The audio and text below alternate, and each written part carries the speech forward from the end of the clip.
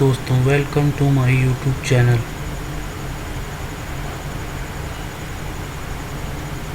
दोस्तों, हम लोग प्रीवियस वीडियो में टैग और टैग्स के टाइप्स के बारे में और कितने टाइप्स के टैग्स होते हैं उसके बारे में और कौन कौन से टैग्स जो हिट के अंदर पाए जाते हैं उसको हम लोगों ने देखा था, ठीक है। और हमारा एट्रीब्यूट क्या होता है उसके बारे में हम लोगों ने प्रीवियस वीडियो में पढ़ा था, ठीक है। तो आइए एक बार फिर से हम लोग रिवीजन कर लेते हैं कि हिट के अंदर कौन कौन से हमारे टैग पाए जाते हैं, ठीक। और फिर बाद में उसके एट्रीब्यूट्स के बारे में हम लोग देखेंगे और वो टैग का क्या क्या यूज होता है उसके बारे में हम लोग पढ़ेंगे, ठीक है। पहला हमारा हिट के अंदर पाए जाने वाला कौन सा टैग था? टाइटल टैग था। कौन सा टैग था? टाइटल टैग था। और इसके अंदर दूसरा टैग हमारा कौन सा था? लिंक टैग था। तीसरा टैग हमारा कौन सा था? स्टाइल टैग था, ठीक। और नेक्स्ट हमारा टैग कौन सा था? स्क्रिप्ट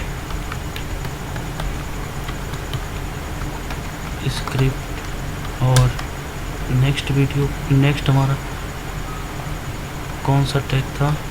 नो स्क्रिप्ट टैग था।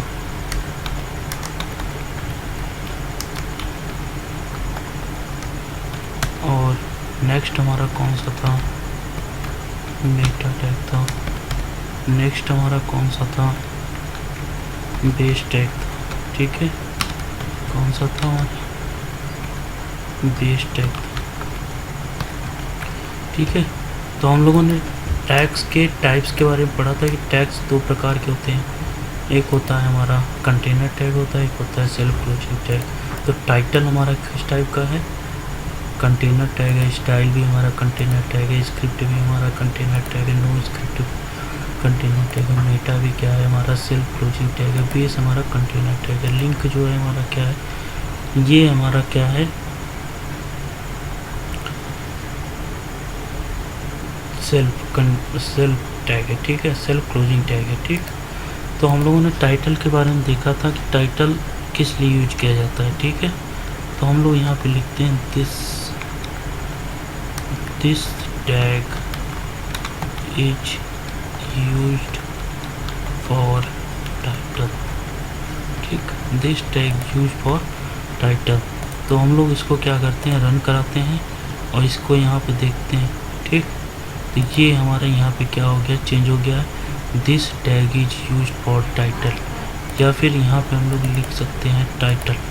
यहाँ पे क्या लिख सकते हैं? टाइटल, ठीक। टाइटल यहाँ पे क्या लिख सकते हैं? टाइटल। ये हमारा क्या हो गया? टाइटल। यहाँ पे देखिए टाइटल लिख गया ना, ये टाइटल हो गया, टाइटल लिख गया। तो वेब ब्राउज़र में जो टाइटल होते हैं हमारे, टाइटल को चेंज करने के लिए हम लोग किसका यूज़ करते हैं? टाइटल टैग का यूज़ करते हैं। अगर कोई वेबसाइट देखा जाए, यहाँ पे देखिए क्या लिखा हुआ है? न्यू टैब लिखा हुआ है। तो गूगल के HTML पेज में ये न्यू टैब कहाँ लिखा गया होगा? टाइटल टैग में। यहाँ पे हम लोग लिख देते हैं न्यू टैग, ठीक है। यहाँ पे क्या लिख देते हैं? New tag. तो न्यू टैब में क्या हो जाएगा? ये ऊपर चेंज हो जाएगा, ठीक। देखिए ये न्यू टैब लिख गया ना, न्यू टैब यहाँ पे भी लिख गया, ठीक। अब इसके बगल में इसने आइकन लगा रखा है। तो इस आइकन को हम लोग कैसे चेंज करेंगे? कौन सा टैग यूज होता है?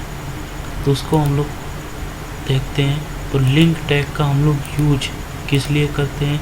एक्सटर्नल CSS को लिंक करने के लिए। एक्सटर्नल CSS को लिंक करने के लिए। और जो हमारा दूसरा होता है वो होता है हमारा एक्सटर्नल CSS हो गया। और दूसरा हमारा होता है आइकन को ऐड करने के लिए, वेब पेज के आइकन को ऐड करने के लिए लिंक टैग का यूज करते हैं, ठीक है। इसके एट्रीब्यूट कौन कौन से होते हैं उसको हम लोग देख लेते हैं, ठीक। इसके एट्रीब्यूट हमारे कौन कौन से होते हैं? पहला होता है हमारा रिलेशन। हम लोगों को लिंक टैग को रिलेशन बताना पड़ता है, ठीक। या फिर दूसरा टैग होता है href टैग। इसमें हम लोगों को पाथ देना पड़ता है फाइल का। या तो एक्सटर्नल CSS होगा या फिर कोई इमेज फाइल होगी, ठीक। साइज बताना पड़ता है, हाइट और विड्थ के रेशियो में, टाइप बताना पड़ता है कि ये CSS टेक्स्ट या CSS है या फिर इमेज या PNG, JPG या GIF जो भी हो। HRF में हम लोग लिंक पास कर देते हैं, ठीक है। HRF में हम लोग क्या कर देते हैं, लिंक पास कर देते हैं, ठीक।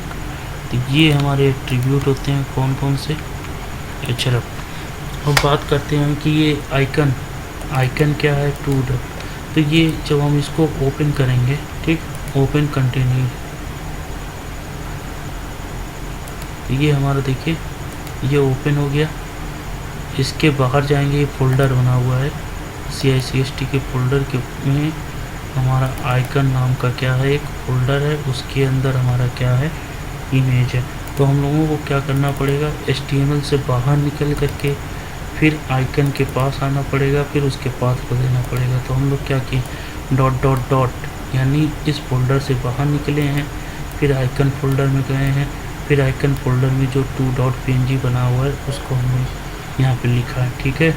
रिलेशन आपको बता देते हैं, तो आपको टाइप बताने की कोई ज़रूरत नहीं होती, मैंडेटरी नहीं होता है टाइप बताना, ठीक है। रिलेशन हमारा क्या आइकन है, तो ये आइकन ही हम लोग यहाँ पे यूज करते हैं, ठीक है। अब देखिए ये आइकन यहाँ पे चेंज हो गया है, न्यू टैब के बगल में ये आइकन क्या हो गया, चेंज हो गया, ठीक है। तो अगर आप कोई वेब पेज क्रिएट करते हो तो टाइटल और उसका आइकन आप लोग कहाँ चेंज कर सकते हो, हेड के अंदर जो टाइटल टैग होता है, लिंक टैग का यूज करके आइकन को चेंज कर सकते हो। नेक्स्ट टैग हमारा कौन सा है, स्टाइल टैग, ठीक है।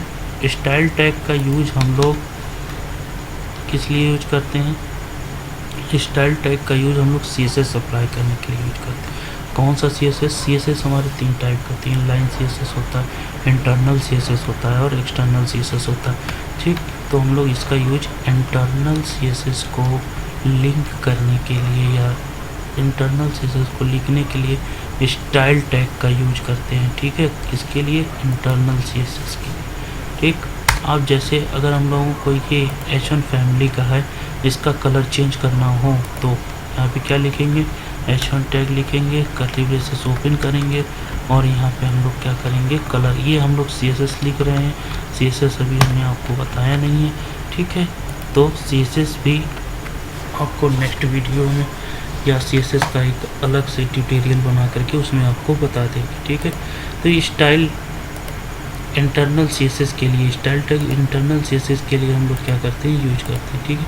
कि कलर हमारा क्या हो गया, चेंज हो गया, ठीक है। CSS के लिए मेनली इसका यूज होता है और किसी के लिए नहीं, इंटरनल CSS के। और स्क्रिप्ट टैग का यूज 2 चीज़ों के लिए किया जाता है, ठीक है। पहला होता है एक्सटर्नल स्क्रिप्ट फाइल को ऐड करने के लिए, ठीक। एक्सटर्नल फाइल को ऐड करने के लिए वो किसके द्वारा ऐड किया जाता है, ठीक। तो वो हम लोग देख लेते हैं, टाइप के द्वारा। टाइप बताना पड़ता है हम लोगों को, एप्लीकेशन है जावास्क्रिप्ट या फिर SRC एट्रीब्यूट का यूज करके हम लोग क्या कर सकते हैं, पाथ दे करके एक्सटर्नल CSS को लिख सकते हैं, ठीक है। तो अभी देख लेते हैं एक मैसेज दे करके अलर्ट, ठीक। आगे हम लोग जावास्क्रिप्ट के वीडियो में इसके टैग का यूज ब्रॉडली तरीके से देखेंगे, ठीक है। फिलहाल अभी देख लीजिए कि ये जावास्क्रिप्ट कैसे वर्क करता है, ठीक। तो ये हम लोगों ने अलर्ट दिया है, तो ये अलर्ट मैसेज आता है, ठीक है। ये जावास्क्रिप्ट का कोड है, ठीक। अब अगर हमारा जावास्क्रिप्ट क्या होता है, क्लाइंट साइड स्क्रिप्टिंग लैंग्वेज होता है, तो इसको क्या कर सकते हैं, हम लोग बंद कर सकते हैं, ठीक है। गूगल में एक सेटिंग होता है, यहाँ आप जाएंगे गूगल के सेटिंग में, ठीक। यहाँ पे आप क्या कर सकते हो, डिफ़ॉल्ट ब्राउज़र में जा कर के, ठीक।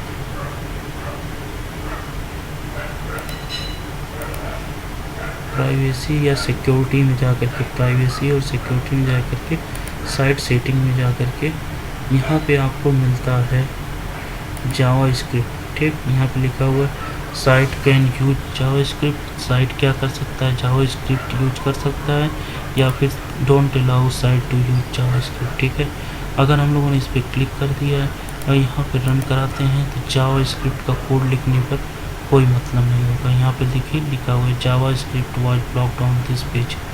ठीक है, तो ऐसे केस में हम लोगों को कैसे पता चलेगा कि हमारा जावा स्क्रिप्ट बंद हो गया है, क्योंकि कोई भी पेज होता है विदाउट स्क्रिप्टिंग लैंग्वेज के यूज नहीं किया जाता है, जावा स्क्रिप्ट के वर्क नहीं किया जाता है। तो उस टाइम में हम लोग नो स्क्रिप्ट टैग का यूज करते हैं और यहाँ पे नोटिफिकेशन के लिए हम लोग डाल देते हैं कि JavaScript code is JavaScript setting is blocked या ब्लॉक्ड और ब्लॉक्ड। ये क्या हो गया, हमारा ब्लॉक्ड हो गया है। तो ऐसे केस में अगर कोई भी छेड़खानी करता है तो ये आपको लिख करके आ जाता है कि जावा स्क्रिप्ट की सेटिंग क्या हो गई है, ब्लॉक हो गई है, इसको आप क्या करो, ऑन करो। ठीक है, तो यहाँ पे सेटिंग में जाना है। सेटिंग में जाने के बाद आपको प्राइवेसी एंड सिक्योरिटी में जाना है। फिर उसके बाद आपको साइट सेटिंग में जाना है। ठीक है, फिर उसके बाद आपको जावा स्क्रिप्ट में जा कर के यहाँ पे सेटिंग ऑन कर देंगे। ठीक, तो ये हमारा क्या हो जाता है, वर्क करने लगता है। ठीक है, तो नो स्क्रिप्ट का यूज जावा स्क्रिप्ट जब हमारा वर्क ना करे, तो अगर नो स्क्रिप्ट में जो भी हम लोग सेटिंग लिखे रहेंगे तो वो हम लोगों को बता देता है कि हमारा स्क्रिप्ट की सेटिंग क्या है, बंद है। ठीक है, जब हमारा स्क्रिप्ट टैग नहीं वर्क करेगा तो नो स्क्रिप्ट काम करता है, इसका रिवर्स होता है। ठीक, एट ए टाइम में एक ही काम कर सकता है। नेक्स्ट है हमारा मेटा टैग। मेटा टैग का use search engine optimisation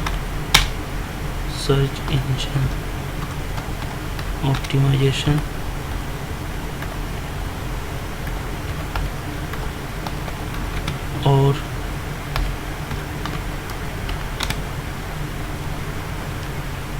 device viewport के लिए किया जाता है। ठीक है, डिवाइस व्यू पोर्ट के लिए हम लोग इसका यूज करते हैं।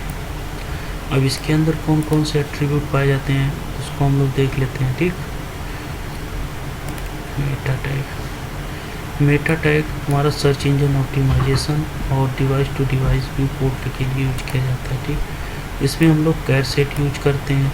ठीक, UTF-8 जो भी आपको यूज करना हो, इसकी बहुत सारी फैमिली होती है, उसको यूज कर सकते हो। ठीक है, नेम में कुछ भी डिस्क्रिप्शन दे सकते हैं, कीवर्ड्स दे सकते हैं, ऑथर का नाम दे सकते हैं। ठीक है, व्यू पोर्ट दे सकते हैं, और नाम वगैरह किस में देंगे, कंटेंट में देंगे। और अगर आप चाहते हो कि हमारा पेज कुछ सेकेंडों बाद क्या हो, रिफ्रेश हो, तो http://AQUIV आप न्यूज़ पोर्टल देखते होंगे, उसमें क्या होता है, पेज हर 2 मिनट या 3 सेकंड 5 मिनट बाद क्या होता है, वो रिफ्रेश होता रहता है। ठीक है, उसके लिए हम लोग क्या यूज करते हैं, मेटा टैग का यूज करते हैं। ठीक है, तो मेटा टैग का यूज हम लोग किस लिए करते हैं देख लेते हैं। ठीक,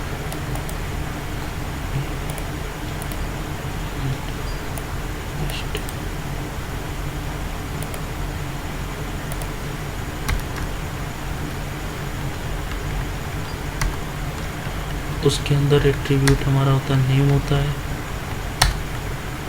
कैर सेट होते हैं, http://EQ भी होता है। ठीक, तो हम लोग क्या कर सकते हैं, मेटा टैग का यूज डिस्क्रिप्शन के लिए यूज कर सकते हैं, कीवर्ड्स के लिए यूज कर सकते हैं, ऑथर का नाम वगैरह सेट करने के लिए यूज कर सकते हैं, और व्यू पोर्ट के लिए यूज कर सकते हैं। ठीक है, यहाँ पे और इसका यूज पेज की रिफ्रेशिंग के लिए कर सकते हैं। कंटेंट में आप इन सेकंड में डाला जाता है कि इन सेकंड में कि ये कितने सेकंड बाद रिफ्रेश होगा। ठीक है, अगर देखिए तो यहाँ पे अलर्ट बॉक्स आएगा हर 2 सेकंड बाद, ठीक है, अपने आप आएगा।